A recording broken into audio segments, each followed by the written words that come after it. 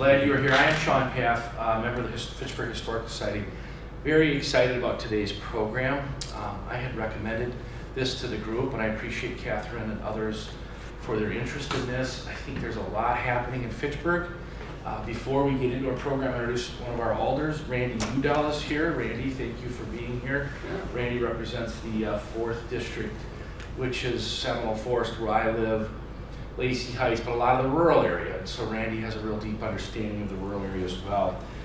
But I'm very excited about the program because I think this is the perfect time. 3 weeks from today, or tomorrow, Chad and his team get ready to inherit the town of Madison. So what a big deal that is. So I've got to know Chad Brecklin for quite some time. Chad was the deputy chief when I was your mayor. Honored to serve that role for 4 years. Chad and I became good friends. We were fellow Brewers fans who lived and died Brewer baseball. But we also went through a lot of things together. If you remember that awful murder that happened on the north side, 2 women were killed on, what road was that, Chad? I can't remember. Raceway one? On Yarmouth Greenway. Oh, the gentleman in the wheelchair. Yeah. Anyway, so Chad and I spent a lot of time together. I just knew his future was going to be bright. So I'm going to introduce Chad Brecklin. He's had a great history with the city of Fitchburg, but I want to make sure you guys know exactly his history. Chad is the current city administrator, a role he has held since July of 2021.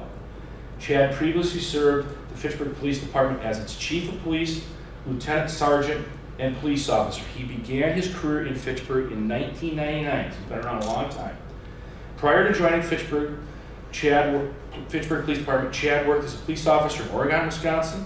Chad holds a master's degree in business administration from Concordia University. He's a graduate of the FBI National Academy. Remember that was when I was with Mayor Chad. You took 2 weeks and went out and studied that program. He's going to give us great insight today on what you see as Fitchburg, as we know, is an incredibly growing city. And I'm very excited to give Chad Brecklin. Let's give him a warm welcome today. Thank you for the kind words, Sean.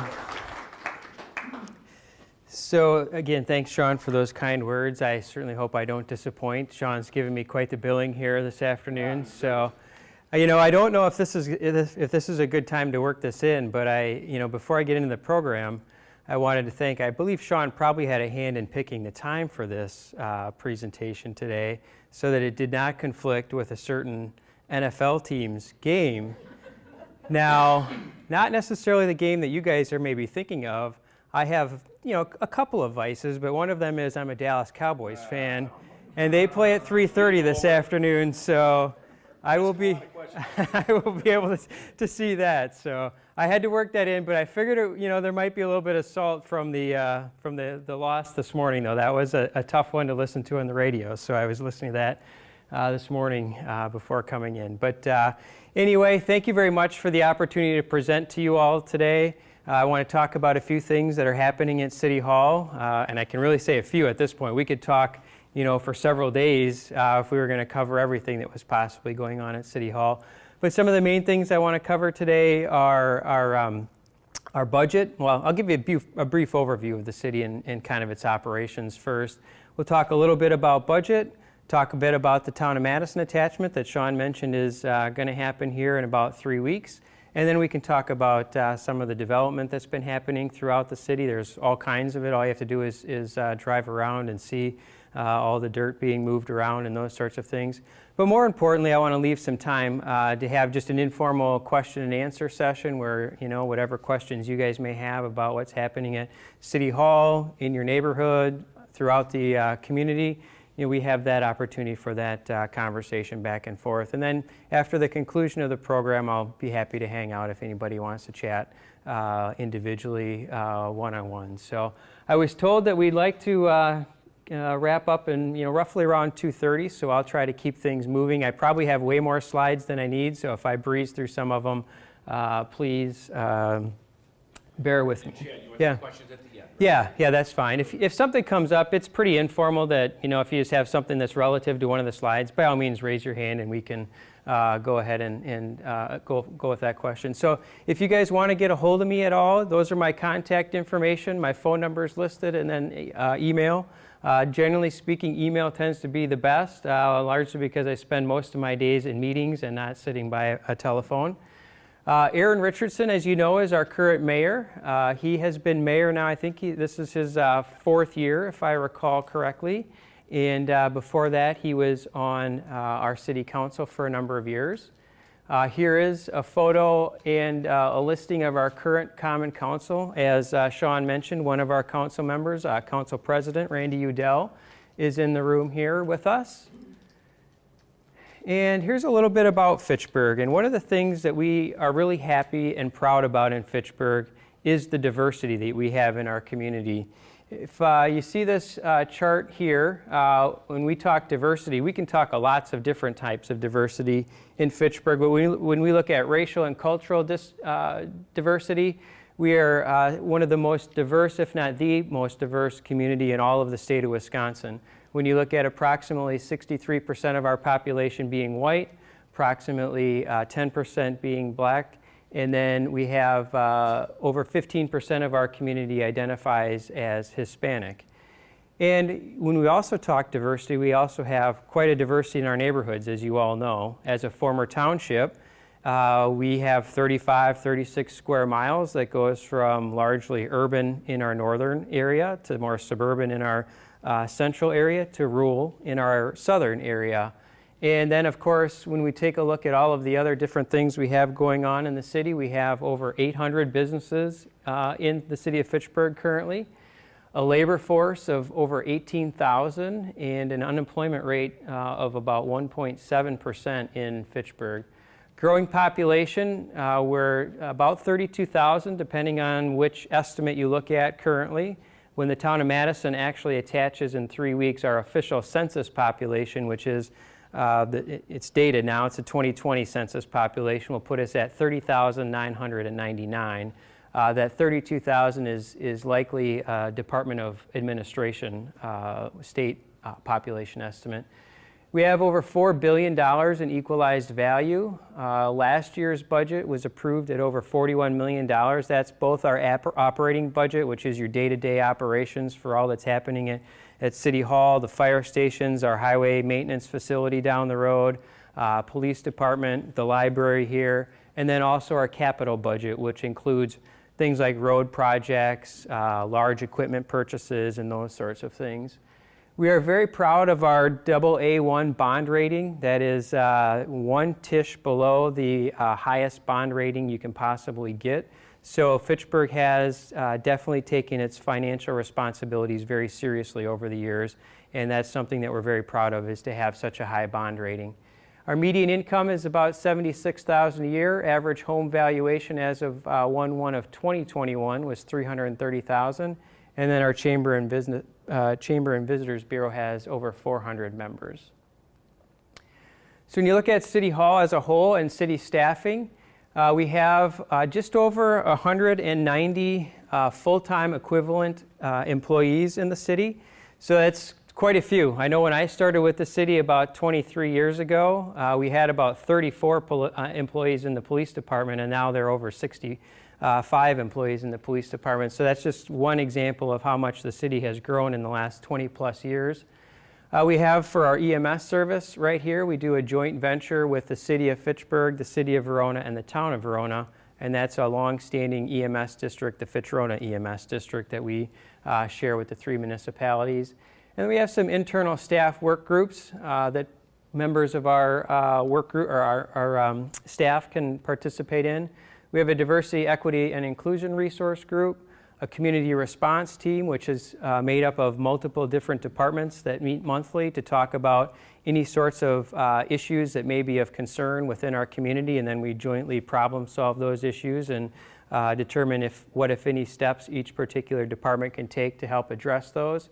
We have an internal safety team that meets regularly to look at our work practices to make sure that we're preventing injuries where we can possibly do so, and obviously having a safe work environment. We also have a development team, which we'll get into a little bit later here in the city or in this presentation and talk about it in more detail. And then finally, we have a police and fire wellness team. That's a group of police and firefighters who are trained in critical incident management so that they can then, after our teams have gone to critical incidents, they can sit down and help debrief those folks and help kind of begin the process of healing after we've been through some stressful situations. One of the things that was done about this time last year in response to the 2020 census, and it is done every 10 years after the census, is we do a redistricting.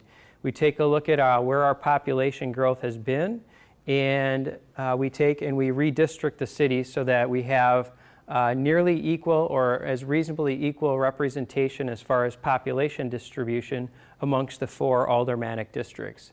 So there were some changes. Some of District 2 was added up into this section of town. We had a little bit of adjustment here in the center of town as well, and then over here in the northeast section of town there was a bit of movement as well. We adjusted all of our polling locations as a result of that. You have all voted in your new polling locations, any election that you've gone to the polls in so far this year.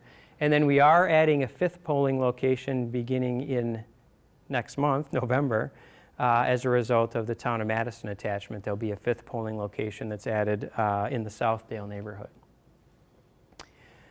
So I'll transition here to the 2023 budget. Mayor Richardson just released his proposed budget on the 23rd of September, and that budget has a number of new initiatives and personnel within it, and there is an opportunity for folks, and I encourage you to go out to the city's website to read the mayor's letter that's included in there. It kind of gives his thought process behind what he prioritized in his budget, as well as a summary of what he's added in the budget. You have the opportunity to share your feedback with your alders if you're so inclined to do so. And then there are also public hearings coming up on October 11th, which is at the council meeting on Tuesday night at 7:30. There'll be another one again on November 1st at 7:30. And the city council alders will be putting their amendments in. Those are all due to our finance director at the close of business on Friday. So that's an opportunity for them to potentially change the priorities in which the mayor has identified and or implement some of the priorities that they would like to see in next year's budget. And then the city council looks to do final adoption of that budget on November 1st. Some of the highlights in the mayor's budget, and this is all within his letter, but I'll save you some time perhaps in sharing the summary here, is a commitment to taxpayers. As his proposed budget has been developed to this point, the city portion, and we all know that there are 4 taxing entities in your property tax bill: the city of Fitchburg, the county of Dane, whatever particular school district you reside in, and then the technical college district. But as it stands right now, the city portion of property tax on an average residential home is estimated to be approximately the same with this upcoming 2023 budget as it was with the 2022 budget. I know that the mayor was really critical of making sure that we had a reasonable budget that reflects the taxpayers. We have a commitment to employees that the mayor has identified. We're implementing a market survey result, which basically is a market survey in which we hired a consultant to take a look at what the salary market and wage market is for a variety of different positions throughout the city. As you can imagine, we hadn't done one for about 7 years, and we had gotten a little bit low below the market. So we are making some adjustments to be more competitive with our recruitment and our retention efforts. And we are also providing an increase for employees through a pay increase through that initiative. We're increasing our hourly rate for all of our part-time and limited-term employees to at least $15 an hour. We feel that that's an important thing to do for all of our part-time employees as well. And then we also are adding an hourly rate increase for any of our city employees who have a bilingual certification in either Spanish, Hmong, or American Sign Language. A lot of times, particularly in our public safety departments, there's a high need for Spanish-speaking police officers or firefighters. And even we have a pretty significant need at our clerk's counter for bilingual skills. So we're going to add an hourly rate increase in next year's budget, assuming it's passed, to allow those folks who have that certification to be paid a little bit higher rate in order to compensate them for their additional work. The mayor also has a heavy commitment to road maintenance. He's proposed an increase in funding for both resurfacing and road maintenance in this budget. And one thing that Mayor Richardson has prioritized during his entire time as mayor has been to slowly and gradually build up that annual budget that we have for roads. He recognizes that that's one of the things that we all use nearly every day throughout the city, and that we need to make sure that folks can get where they need to get and can do so without having to ride through potholes and crumbling pavement. And then the other thing that he also looks to incorporate into his budget is a commitment to the expenditure restraint program. That is a state-level program that provides aid to qualifying municipalities that limit growth in their spending. So if we meet that threshold, the state will give us an additional $650,000 in aid if we limit our spending to certain thresholds. So the mayor has done that in order to, again, help capture more state aid coming into the city, and then also that $650,000 that does not have to be levied through property taxes through the city at least. City staffing is also one of the large focuses of the mayor's proposed budget. And you can see that a lot of staff positions have been proposed in the 2023 budget and were also added in the 2022 budget that we're currently in. That is all due to the growth of Fitchburg as it exists today, and also in anticipation for the town of Madison attachment that's going to be happening again in 3 weeks. So for the proposed budget, you can see the listing here of the positions. And I won't read all of those, but you can kind of take a look at those, and then you can take a look at what was added in last year's budget, or really this year's budget. It seems like we're talking in the past, even though we still have a full quarter left in this year, but we kind of always, with budget season, we're looking already to 2023. You can see in this listing here that clearly the mayor has had a commitment to public safety. A number of positions have been added in both the police and fire departments in the last 2 years. But he also has had a commitment to trying to benefit as many departments as possible through additional staffing additions. If there's one thing that I've noticed, particularly in my time in the city administrator role, is that most, if not all, of our city departments are running over capacity. They just don't have enough staff to keep up with the workload that continuously comes in. And when you look at how much the city has grown in the last 10, 15, 20 years, the staff additions have not kept up with that. We've been fortunate in the last 2 years in order to add these positions. The way we've done that is through closure of tax increment districts, or TIDs.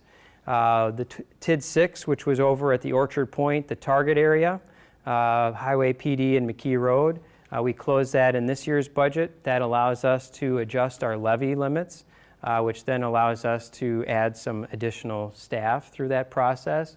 And then this coming 2023, we're going to close TID 4, which is largely a lot of the technology campus down on Noble Drive, and then down through the Promega campus on East Sherrill, and then off towards Highway 14. I think, Sean, you'll be well versed with another project that came out of that TID. That was the interchange at Highway 14 and Lacey Road when you were mayor. So some of the budget challenges that we do have, you might be looking at this and saying, well, look at all the positions you've added. You can't possibly have any budget challenges. Well, I can tell you we do. Few things that are happening here is we actually had told department heads that they couldn't put in for more than 2 positions in the 2023 budget. That was it. And we knew we wouldn't even be able to fund 2 positions from every department.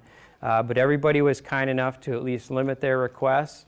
And I know that in particular our public safety departments could add probably upwards of half a dozen to 8 people in each department if staffing and levy limits were allowing it.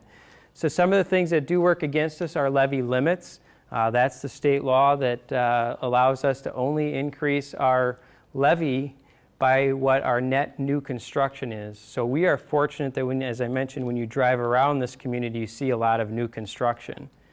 We had 4.1% new construction last year, and that allows us to add positions, and then you package that with the TID closures. That's how we get to these larger numbers of people.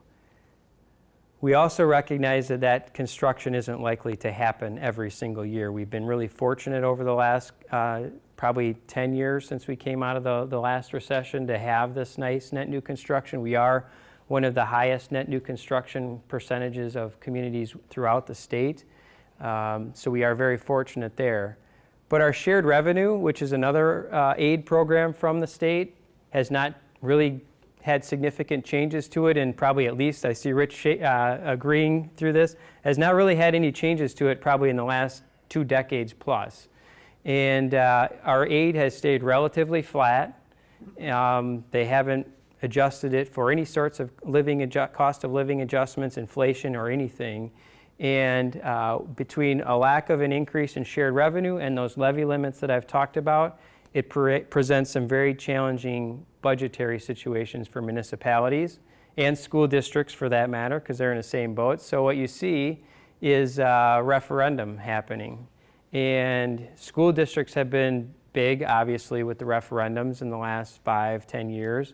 And now you're starting to see more municipalities do referendums. City of Middleton has one on the ballot for operating expenses, to add some staff, to provide wage increases for their employees. I think the Village of Shorewood Hills has one as well coming up in the November election. So you're starting to see this now, these levy limits and this lack of an increase in shared revenue have a significant impact on municipalities' ability to provide for their operating budgets. It is possible that a future council in the next couple of years or next few years is going to have to really think very hard about whether or not Fitchburg is going to need to do a referendum. So stay tuned. So the town of Madison, one of the things in the town of Madison that I want to share is that agreement was signed by the City of Madison, the City of Fitchburg, and the town of Madison back in 2002. And I was a sergeant in the police department at that time, and there's a handful of us that are still with the city when this thing was signed, and I think all of us kind of look at each other and are like, never thought we'd see this happen, right? Who knew we'd still be here with the city? Let alone, I never thought I'd be in this position trying to, trying to manage all of this stuff. But it's been a 20-year journey to the point that's going to culminate here in 3 weeks, in which the town of Madison and these orange shaded areas here. Yeah, can you just tell us what the belt line is here? Yep, absolutely. So here's the belt line running right here. And then, so this is Rimrock Road right here, belt line, and Highway 14. So this is the Southdale neighborhood in the town of Madison that's going to attach to the city of Fitchburg. There's about 1,400 residents here and 100 businesses.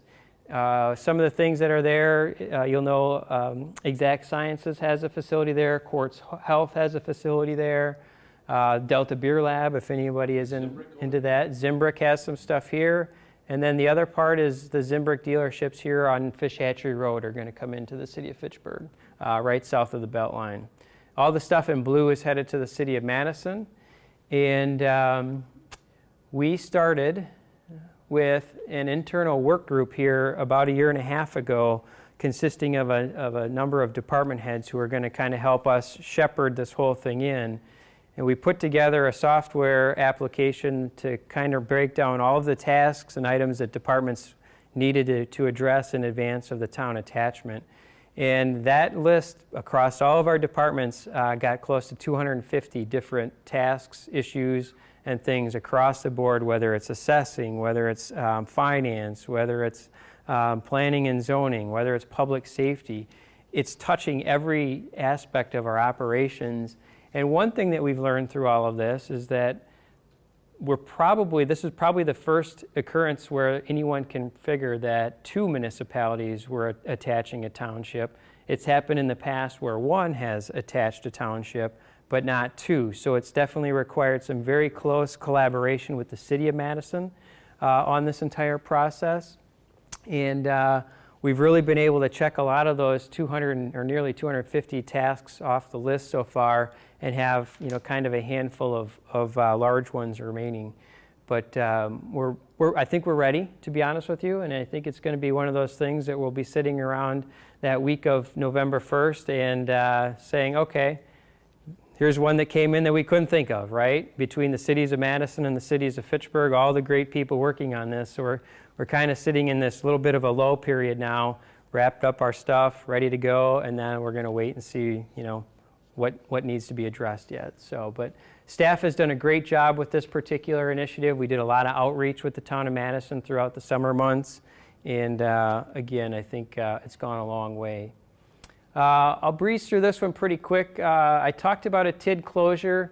One of the things that the TID closure does allow us to do is it also provides excess increment that the municipality, the taxing jurisdictions receive. And in this case, Fitchburg received about a $2 million excess tax increment that we were able to utilize for one-time expenses. We paired that with our ARPA money that you probably heard about coming from the federal government. And that totaled approximately $5 million that the City Council was able to utilize for one-time projects. I will say that there's maybe been a bit of an over-prioritization in that. The council identified about $7 million worth of expenditures that they would like to use that on. So staff continues to work with the council as things pop up to make sure that we stay within what's been allowed. But you're going to see things like stormwater projects that maybe haven't been able to get done because of a lack of funding that we'll be able to do with this. Some additional road resurfacing projects that we can take a look and do. Probably going to use this money to help redo tennis courts down at McKee Farms Park. Those sorts of investments in a variety of areas of our community. So. You can't give that money back to taxpayers, can you? No. So a couple of things that have been happening elsewhere in City Hall. You may have seen some of these signs popping up throughout the community that kind of allow you, point you where you might want to go if you're looking for parks, city park amenities, City Hall, a fire station, one of the schools. And we've also done a website refresh that just rolled out here at the end of August. So if you've had a chance to check that out, there's a lot of useful information out there. We have a Healthy Neighborhoods initiative that we do every year in the city. There are now soon to be 4 healthy neighborhoods once we add the Southdale neighborhood in from the town of Madison. And then those neighborhoods are North Fish Hatchery Road, our Belmar Duns Marsh neighborhood near Allied Drive, and then our Jamestown neighborhood off to the west of Verona Road. And the city does provide a grant program through its budgetary process where nonprofits are able to apply for some grant funding that they can then deploy in those particular neighborhoods. Some road projects. As you all know, we've just finally finished up Fish Hatchery Road at the end of last year, about this time last year. That was a 2-year project that, was a bit of an inconvenience, to say the least, if you traveled Fish Hatchery Road or if you had a business there. But ultimately, the project turned out really well. It was not a cheap project, as you can see, at about $28 million to resurface that roadway from the Beltline down to Highway PD, McKee Road. And it is good to have that done. A couple upcoming projects. Lacey Road is going to be reconstructed from Seminole Highway to the west over to Fitchburg Road in next year's construction season. There'll be a roundabout going in at Seminole Highway and Lacey Road, and then a resurfacing and reconstruction all the way from that intersection to Fitchburg Road. We'll talk about some of the development that's happening out there. We also have South Saline Road, which has been a bit of a multi-year project, more than a bit, it is a multi-year project. You're seeing some work going on right now between Lacey Road and East Sherrill Parkway. Last year we did from Lacey Road south to Irish Lane, and then in 2024 you're going to see us do from East Sherrill Parkway all the way north to McKoy Road, and put in a new intersection at McCoy Road, move that into a T intersection. That will better enhance safety instead of that curve and kind of that little goofy intersection there. So multi-year project, but definitely we'll get a more urban feel for that road, and that'll be set for the next generation here with a lot of growth there over in that part of town. So I mentioned we have the development team, and what we've done since I became city administrator is we've implemented a weekly meeting where all of our departments who are involved in a development process, be planning and zoning, public works, fire department, building inspection department, assessing, finance, legal, economic development, of course. We all sit down every Tuesday afternoon, make ourselves available for anyone who wants to do a project in the city of Fitchburg, and then they can ask us any questions that they have about their proposed project and try to cut down on the time it might take for them to seek feedback from city employees and allow them to bring their project to Plan Commission or wherever much more quickly. And then it also affords an opportunity for all of us just to be in the same room every single week. So if there are other issues that we have to address, maybe there's a zoning issue with a particular business or whatever the case may be, we can all sit down and talk about that and develop strategies to address that particular situation. So you can see the list there. I think I covered pretty much all of them there. It's helpful to have this group, as you were about to see as we start looking at development and construction information. This group can be pretty busy throughout the day or throughout each week. So when you look at our building construction permit value, right here is where we have tended to trend over the years. We've had obviously a lot of really good years, the last 4 in particular, with well over $100 million beginning in 18. And 2019 obviously was a bit of an anomaly. There were a couple of very large pro-mega projects within 2019's amount there. They had the $150 million project over off of Commerce Park on our west side of town, and about another $170 million project off down to by City Hall and across the way down here on their campus. We are trending. I just checked with the building inspector before this week in advance of this presentation, and he's feeling pretty comfortable that we'll probably be in this general vicinity again this year. So we've had over 100 single-family building permits already issued for this year, about 450 multifamily units. I think was roughly 20 duplex townhome units as well in that mix so far. And he anticipates that despite perhaps a bit of a slow in the last quarter here due to some economic factors, that we're still going to end the year pretty good. Those are some rough days in 2011, boy. Yeah. Remember them well. Yeah, when you look at that. I would not want to be city administrator trying to develop a budget off of a $25 million net new construction. You did it, though. That was my first year. Yeah. It was dark, man. I bet. I didn't know when the recession was going to end. Yeah, I don't envy you on that one, Sean. Thank you for leading through that time. It's okay, though. So when we look at our growth, we use a comprehensive land use plan that's updated periodically. I think we're slated to do a full update here about 2024, and that identifies where we want to grow in the city of Fitchburg. Where we are planning on growing, I don't know if I've got this upcoming on the next slide or not. In case I don't, I'll cover it right now. Actually, this one shows a little bit better. Is South Stoner Prairie. We're about to embark on a neighborhood study here. I think there's about 275 acres that we'll begin studying for plans for neighborhood for development. And then our Greenfield neighborhood right here, which is about 700 acres, is the next area where we're also looking to do a neighborhood study. And those studies will begin later this year. And of course, as with any study, we'll have an opportunity for public and community input.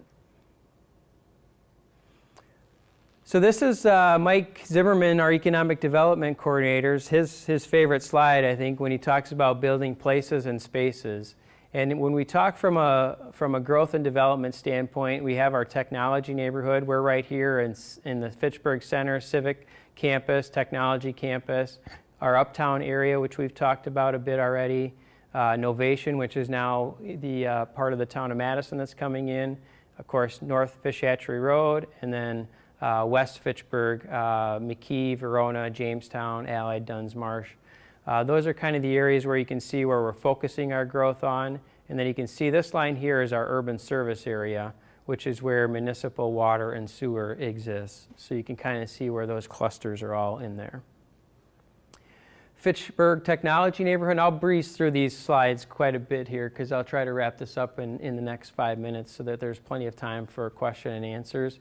You can see that where we are in the Fitchburg Technology neighborhood, some of the businesses that are in here. We have Thermo Fisher, CDW, Playcon, the Hartung, Promegas, Sub-Zeros of the world. There's a lot of folks who are doing a lot of good things here, some significant employers.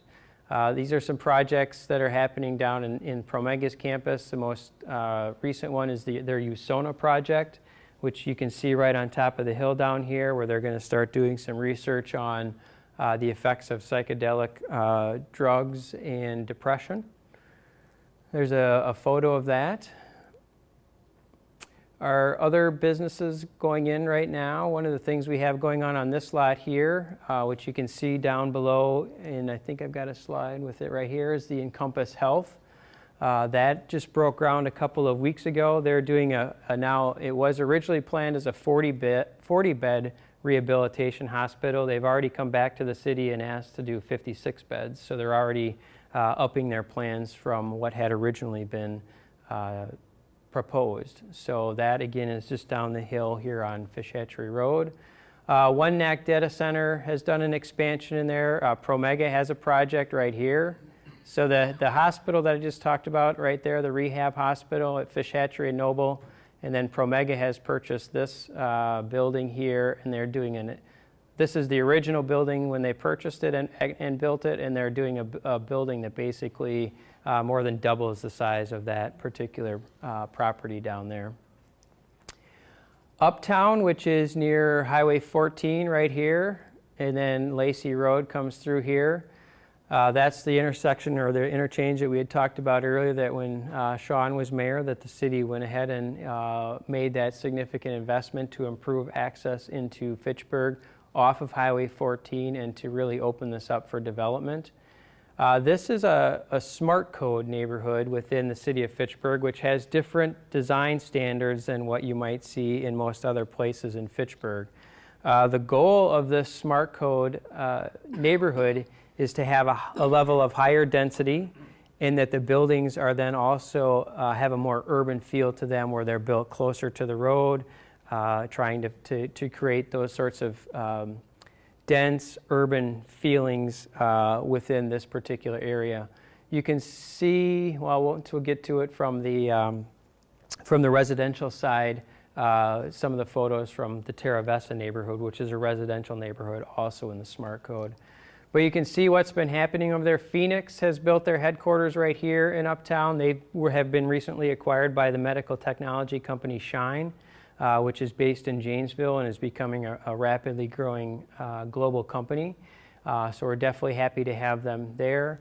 We have the Limerick Townhomes and Apartments, which is 55 plus. That has just opened in that neighborhood. And then a number of different apartment buildings have gone up. And then here's some single-family homes that have also gone in that neighborhood. Our newest Quick Trip opened last week. We're actually very happy about that over at Cyene in East Sherrill. It's a 9,000 square foot Quick Trip, so it's actually bigger than what you would see at their stores over at McKee in Verona. It has a lot of a really nice area for if you're after coffee, or if you're after a quick carry-out meal, or even fresh fruit. I saw plenty of bananas and apples and all kinds of things in the store when we were over there last week for their opening. Yeah. I'm just curious why you approved a gas station only one door away from another gas station. Yeah, so that was a really good opportunity because it allowed us to redevelop that site. So there hadn't been any uses come forward from for that particular site until the Quick Trip came along. And I don't know if you recall, that was a really old warehouse. There was some site contamination issues. So it was one of those situations where nothing had really been happening there. And when Quick Trip came along, it seemed to make a lot of sense to have a nice opportunity at redevelopment, and then to also take care and cap any of those ground contamination issues that might exist. And obviously that is something that we had talked about in the city, that there is obviously a gas station there already. But one of the other things that the Quick Trip could do that the current gas station cannot do is there's not really a local grocery in that particular area.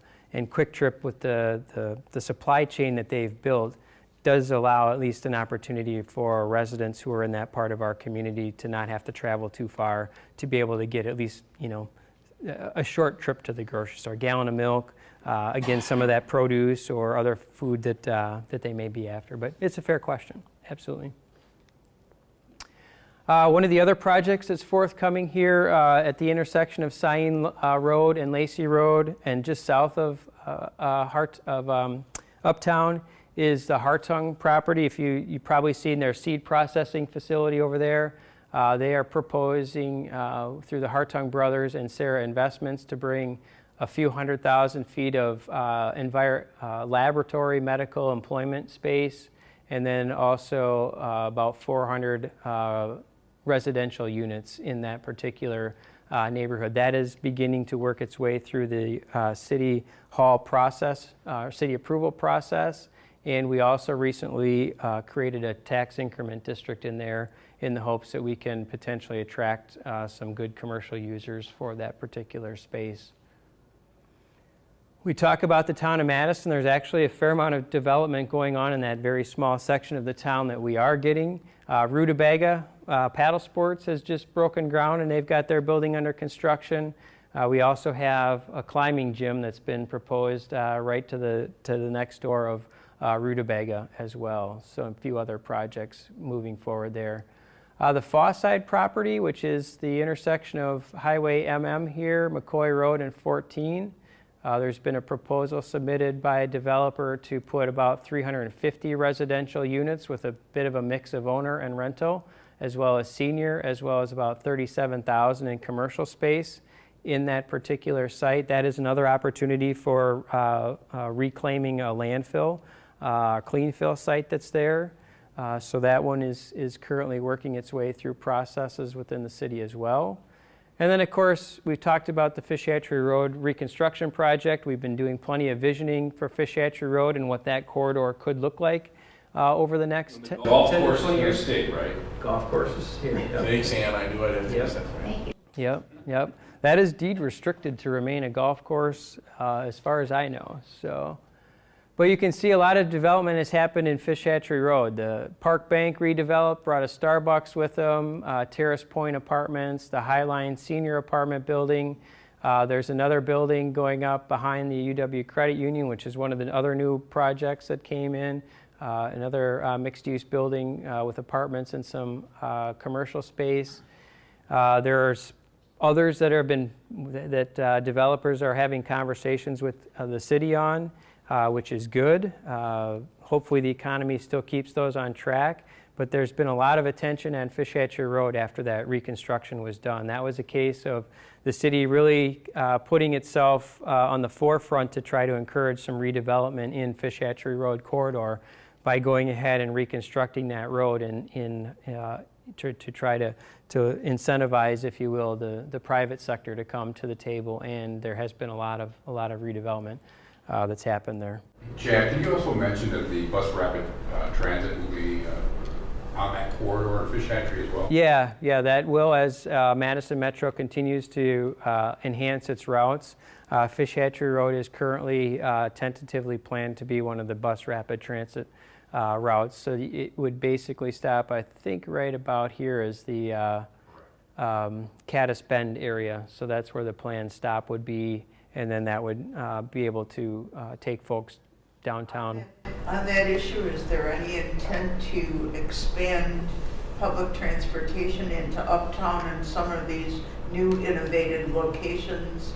Not everybody has a car to get everywhere. Yes, very good question. And yes, our council just recently added about $125,000 in funding for our transit contract that will kick in as part of the new route redesign in late 2023, which will allow, if my recollection is correct, there'll be a morning and evening rush hour route that will basically come from downtown all the way out to City Hall, and then it'll work its way through our Uptown campus, our Terra Vesta neighborhood, the Southdale neighborhood in the town of Madison that's coming into Fitchburg, and then back downtown. That will run in the morning and afternoon peak times.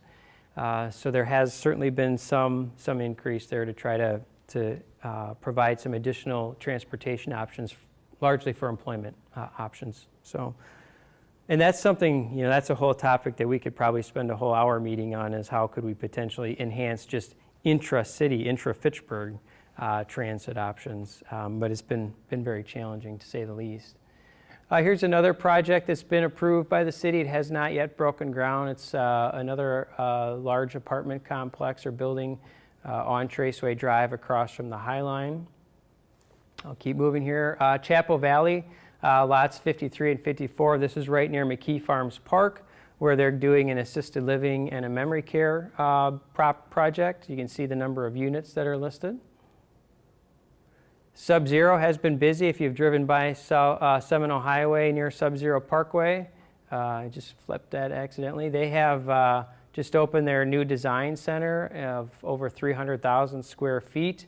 And I don't know if anyone else has noticed, they also put up a new sign right there at the intersection that's referring to this area as their global campus, which we think is a really nice thing that we have their global campus here in the city of Fitchburg. The idea around early 2010s about leaving too. Yeah, they've got, I think now, over 1 million square feet of under roof here just in Fitchburg alone. So they've definitely made a significant, right there it is, 1.5 million total square feet, and over 1,500 jobs are in Fitchburg just in Sub-Zero alone. So we've been very fortunate to have them in our community. Some of the other things in our business park, I mentioned the Promega investment. Hop House opened, the O'Brien Solar Fields. I think somebody chatted about that earlier today. And then Oak Bank Retail has another building proposed near the bank there. Our Arrowhead neighborhood, which is near, again, McKee and Verona Road. The Mackenzie Workforce Development Center, that's a project that the Boys and Girls Club is leading. They're moving their headquarters there, and then they're also partnering with John McKenzie and others through Madison Area Builders Association to actually create a trades development center where kids in high school can go to this center to learn about trades, electrical, HVAC, construction, framing, those sorts of things, with the intent to give them an opportunity to learn those skills at a younger age, perhaps get into the workforce soon after high school or college, and that it also helps address some of the labor shortages that those companies, the builders in particular, are having. A few other projects are listed there. General Beverage is doing an expansion coming up here that's been working its way through the city. Little John's is doing some renovations to the old A1 Furniture building. And then some other projects here, this resort lifestyle community, which has senior apartments, about 130 of them. This is up by Target, right? This is right behind Target, and we were just there for their ribbon cutting last week. Really nice facility. And then the Limestone Ridge right behind Hy-Vee is workforce housing, which those rents are based upon a certain percentage of the Dane County median income. Typically, somewhere around 60 to 80% of what those rents are based upon. And we can always use more workforce housing. Housing affordability is one of the biggest community issues we hear about. Edgewood, I don't know if many of you have heard about that, but Edgewood is bought some land from the O'Briens, about 40 acres on Lacey Road, just to the west of Seminole Highway. They are going to build the college athletic fields there. Some of the preliminary drawings that we've seen and have been submitted to the city are really nice. I think that's going to be a great facility to have there. This is Seminole Highway right here, the Badger State Trail. They're restoring this area into a wetlands, and then that their educational classes can come out and actually walk those wetlands and do some sort of educational research type things within those as well. And then you can see the rest of the facilities that'll be there. There is another subdivision proposed, and I'm doing horrible on time. My apologies. So when we transition to housing, I'm wrapping up here pretty quick. As I mentioned, we have an actual housing plan, and that came out in about 3 years ago. And our healthy neighborhoods, our CETA, those groups are the ones that are largely trying to look at our housing and what we can do to help provide a wide variety of housing units throughout the city. One of the things that the housing, not only this plan, but when you start looking at countywide plans, talks about is the number of housing units that we are actually deficient in, not only Fitchburg, but in Dane County. I mean, we're talking like thousands of housing units as far as being deficient throughout the county, which kind of makes you scratch your head a little bit when you look around and you see apartment buildings going up seemingly everywhere and a lot of single-family houses, townhomes, and those sorts of things. But they sell right away because the demand is so high, and because we're below the supply is certainly not keeping up with the demand. Stoner Prairie subdivision near the intersection of Seminole Highway and Lacey Road is nearing completion. There won't be any lots left in the Verona School District except for about 120 lots that Payne and Dolan is working on near the intersection of Lacey Road and Fitchburg Road, which is one of the reasons why we need to begin the South Stoner Prairie neighborhood plan, because the Verona Area School District tends to be a popular draw to the west side of Fitchburg for folks. Crescent Crossing, also in the same vicinity, nearing completion.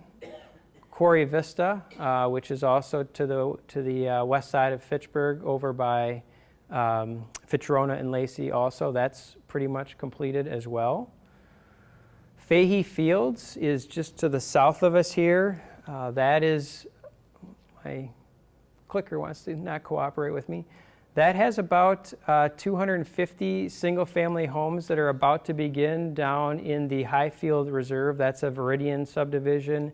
And then David Fahey, who was the original property owner, is working on approximately 225 multifamily apartments and townhomes as well in that particular area. So this is where the multifamily will be located. This is where all the 250 residential homes are. And then right here is St. Ambrose Academy. They have their school building is working its way through city processes right now, and they're hoping to begin construction on that school later next year. You can see a little bit more there. Terra Vesta, we talked about, that's the far east side of town, to the east of Highway MM. That's, as Sean was just mentioning, Phil Sviam's development. That's been going very well. I think he's moved into the third phase already of that particular development. They have, I don't see, the school is right here, the Oregon Elementary School that was built right there. Just for some bearings, this is Goodland Park Road right here. This is Highway MM. And then this is the Lacey Road where it came across 14 and come through here.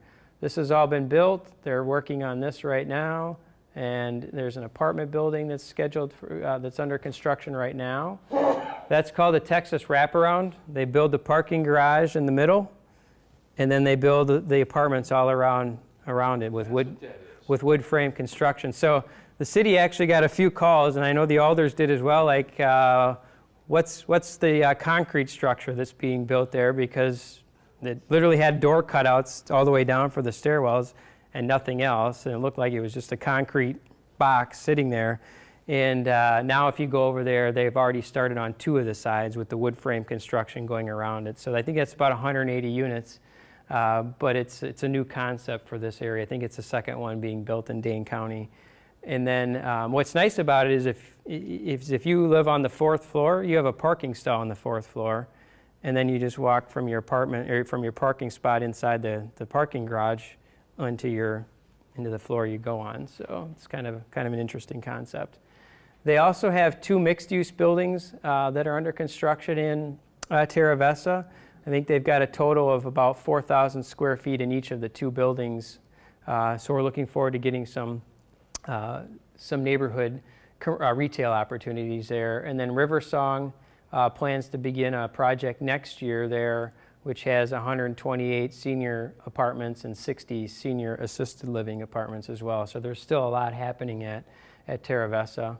Inspiration Point is right off of East Sherrill Parkway, just down the road from here, they also have some duplex units, townhome units, and a CBRF planned.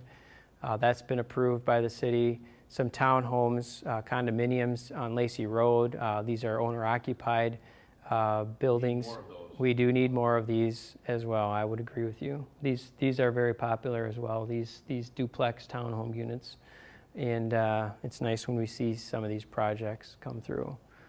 So I know I got a little winded there. I talked quite a bit.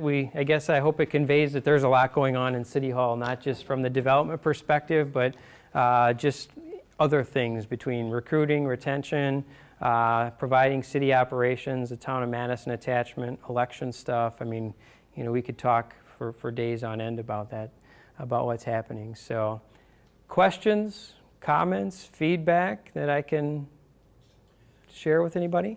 Go ahead.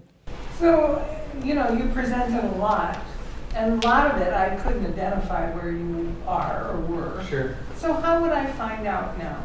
If I wanted to go look and find out, what's being built on Cheryl Drive? Yeah.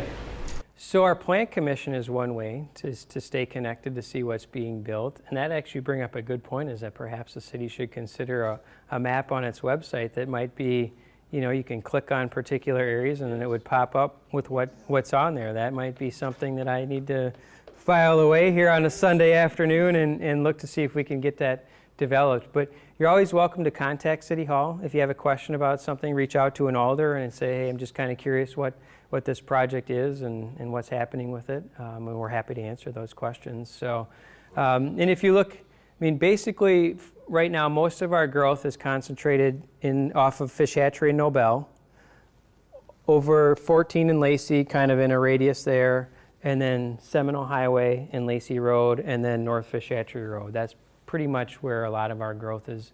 And all of these, nearly probably 90+% of those projects I talked about are in one of those 4 areas. So, yeah. But I will take that thought and try to do something a little bit better so that folks are like, yeah. Like a bubble map. Yeah. Yeah. It's, instead of contacting an alder, because it's really not, it's just being nosy, I'm curious. It'd be like, I wonder what they're building over there. Well, good news is I have a development team meeting on Tuesday afternoon, so I can throw that out right at that meeting and say, yeah, exactly. We'll see how far I can get it up on their priority list, without a doubt. So, but no, it's a very good question. I'm glad you brought that up. So, yeah. So with all the multi-family buildings that are proposed, do you see a problem in traffic getting around in Fitchburg or from one area to the other because of so many more people riding? Yeah. Well, it's certainly possible. And I think when you look at, how we reconstructed Fish Hatchery Road, that was obviously designed to help take on a bit more density, without a doubt. And our uptown neighborhood that was designed with density in mind. I think what you are going to see is, yes, there will likely be some measure of traffic increases. Just anytime you add, more and more people into any area, that's what's likely to happen. And one of the things that's been interesting for me to learn is a lot of the things that we hear at City Hall is we'd like to have more retail options, or we'd like to have more restaurants or commercial options within the city of Fitchburg. And one of the things that drives those developments is people. They need to have enough people within a certain radius in order to bring those establishments to us. So it's a little bit of a catch-22, right? Sometimes the traffic can be a bit of an inconvenience and a bit of a headache, but at the same time, we're having to travel farther to see or get to some of the things that we want to do because we don't quite meet enough thresholds. So I'll be honest, I think yes, there will be some bit of traffic increase, but I don't think anything that's going to totally tax the system and cause gridlock. So, yeah. Trying to cross Fish Hatchery Road on work hours in the afternoon or in the morning. If you gotta get out your driveway, you go right because you can't go left. Yeah, it can be a challenge to get left at certain times of the day, depending on where you're at, without a doubt. Yeah. Yep. Go ahead. So agricultural versus residential and commercial has been an issue in Fitchburg since I was a little kid, because I grew up in Fitchburg. So one of the questions that occurs is, what's the projection or what's the plan for either retention of agricultural percentage, or is the vision that, and again, I'll be honest, people who didn't own land back in the day in Fitchburg, the tension was the property owners versus the people who didn't have land, and who prevails in the decision making. So when I see all the growth, and I totally understand there's housing shortages, but the question that in my head, and that my siblings who don't live in this area are asking is, what are the wetlands, the marsh areas? There's so much that we remember as not viable for construction. Right. What's the vision for balancing residential and retail growth versus the environmental factors? Sure. Yeah, so you're right. Some areas are just not suitable for development to begin with. Those will be preserved because it wouldn't make sense for them to be developed either environmentally, economically, and there could be other ways that we can capture use for those spaces when you preserve them as just an open space that's available to be able to use, particularly as the city and the metropolitan area begins to grow.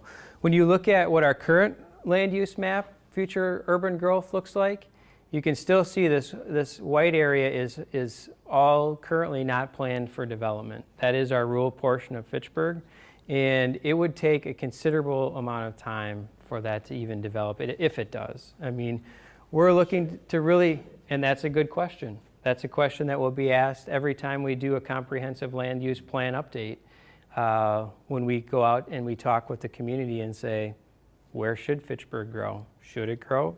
What should be preserved? What should be developed? What does the community want to see for development? Do they Makes sense environmentally. Yeah, and I guess where I'm coming from, and I'm not anti-growth, so I totally get that. But in the 15 years that I've returned to Fitchburg as an adult, one of the themes that I see in almost every council race or mayor race is the balance between the developer's interest and the people who aren't developers. And if someone from outside were to look at this, you'd kind of go, the developers sure seem to be winning in this one. So I think that's the perspective that I'm trying to communicate. Well, you also have to look at the developers are partnering with a property owner, right? Who apparently has gotten to the point in their situation where, whatever the reason, they're looking to move on from farming. Maybe they don't have anyone else in their family who has an interest in taking over the farm operations. Nobody is willing to come in and buy that land for farming operations or general preservation, and that the developer may be the only one who's willing to come in and buy that particular land. So we certainly try to grow in a controlled manner. I mean, we don't grow outside the urban service area, for one.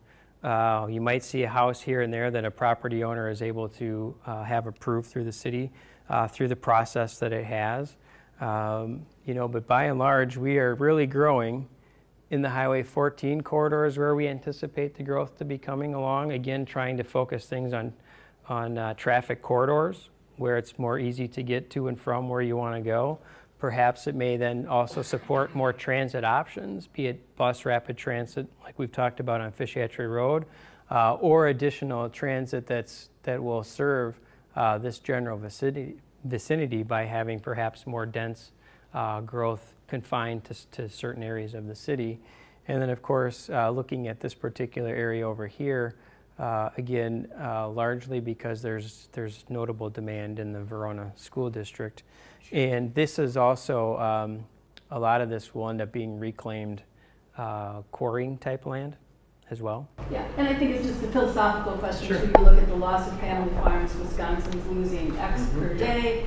To what extent are we feeding into that change of the population? So. Right.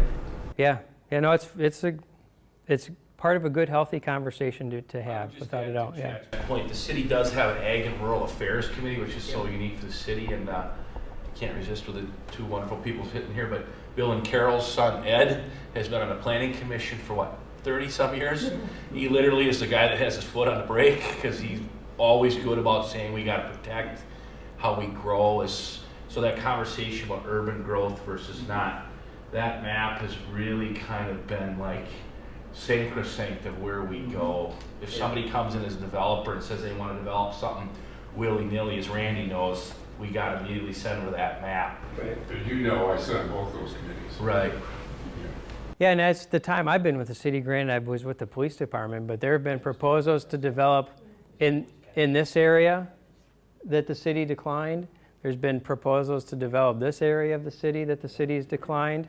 So the city does try to take a reasonable approach to making sure that development that is proposed makes sense, that it's within the goals that have been identified in the land use plans, and does honor and preserve our agricultural history.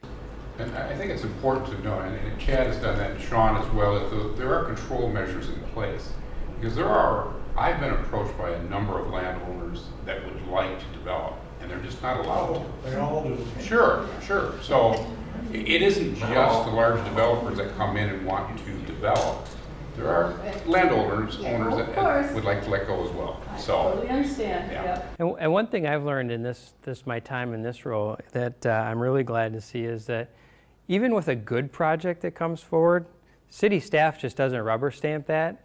They try to enhance the quality of that project, whether it's the amenities within the project or whether it's the design and the materials used within that project. And there's a lot of things that get presented to city staff that don't even make it to Alders or make it to a plan commission application because they just know it's not gonna make it through. So we definitely try to be good stewards of what we have going on. Yeah. Oh, I was just going to say, Chad, your presentation is beautifully done, but I think to Eileen's question, maybe that balance of also just what you said, here's our outside our urban service area, which is part of Fitchburg, which is an important part of our vision of how Fitchburg is, what it means to us. And so to maybe have that as part of the presentation also, or just always having that as part of the goals, visions of what Fitchburg will be like, because it has that totality to it. And while all this development is going on, lots of things, I mean, it's just dramatic to see all of this, to also maybe the more silent part of Fitchburg to be also noted and recognized. Yeah, absolutely. Fair point. Yep. Go ahead. I think all this growth is amazing, but it doesn't seem like our police department, fire department are getting enough staff to cover all these new residential areas. I mean, it sounds like you're way understaffed for all the growth that there is. Yeah, and we talked about that earlier on in the presentation where we have made investments in public safety. And as I mentioned, I was with the police department for just over 23 years before moving into this role. And we went from about 34 sworn members when I started in 1999 to about 52, I think it was, when I left the police department last year. So there's been slow and steady incremental growth, but one of the things that the approach has always been is the city just doesn't typically have enough resources to absent these last 2 years with these TID closures, to do large numbers of hiring. Most of the time it's 1, maybe 2, in a very good year, 3 positions would be added throughout the entire city for the bulk of the years that I've been with the city. This is the first time that I can recall where we've had back-to-back years where we've been able to add a notable number of positions. And I think what you see from that is that, yes, some departments are farther behind than all, but I think all are behind. And where the mayor's commitment has been is not only to public safety, where the majority of the positions have gone, but also to all of the other departments. An easy example that I can use is in the mayor's proposed budget for next year is an accountant position. And if my recollection is correct in talking with our finance director, we haven't added but 1 part-time position in our finance department since 1995. So that's just one microcosm of the entire city, where a lot of these departments where they may have 4, 5, 6 people, they haven't gotten a staff person added to them for in some cases, decades, despite all of what you've seen happening with the city and all of the changes in how we do our operations. And does an accountant position mean there's 1 less police officer or firefighter? Yeah, it does. That's the reality of it. But that's the issues that we're dealing with when we talk about the budgetary constraints. I think if the mayor and others had their druthers, so to speak, again, keeping taxes in mind and what the impact would be is, you would see even more positions being added in those particular budgets if the levy limits allowed us to do so, and we could still keep taxes at reasonable increases. But if it involves new construction, there must be a lot more money coming in. So, I mean. And you're seeing where it's going. It's going to all of those different departments in order to address all of the staffing needs. And I think what you're going to see, and many communities are doing this, is those referendum to add public safety in particular. Where you're seeing five or six police officers, 5 or 6 firefighters in these referendums, EMS crews, and all of these things. So I think that you're likely to see something, at least being debated at the council level within the next 2 years. I vote for it. Excellent. Excellent. Well, I know we have just one more question. As a historical society, I just wondered if you had seen anything that the city or the town of Madison had for historical records. Have you seen anything that could be switched to people here? I have not, but that's a very good question, and I'm going to take that one back as well and see if anybody else has. I know we've had staff that have done some tours at the town hall to see what they have there, and I can certainly pose that question to see if anybody saw anything.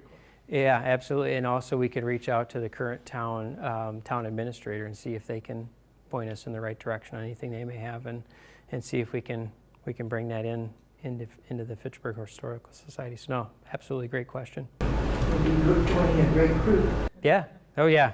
I mean, I just had the tour again of the office back there. I mean, we're just so fortunate to have a group of dedicated volunteers who are willing to maintain the history of Fitchburg. I mean, because it's unique. I mean, I've been around the state through the policing profession, and there aren't many 35 square mile cities with all the things that we have going on between the rural, the suburban, and the urban component. And it's one of the things that's attracted me to Fitchburg, and it's quite honestly, it's kept me here.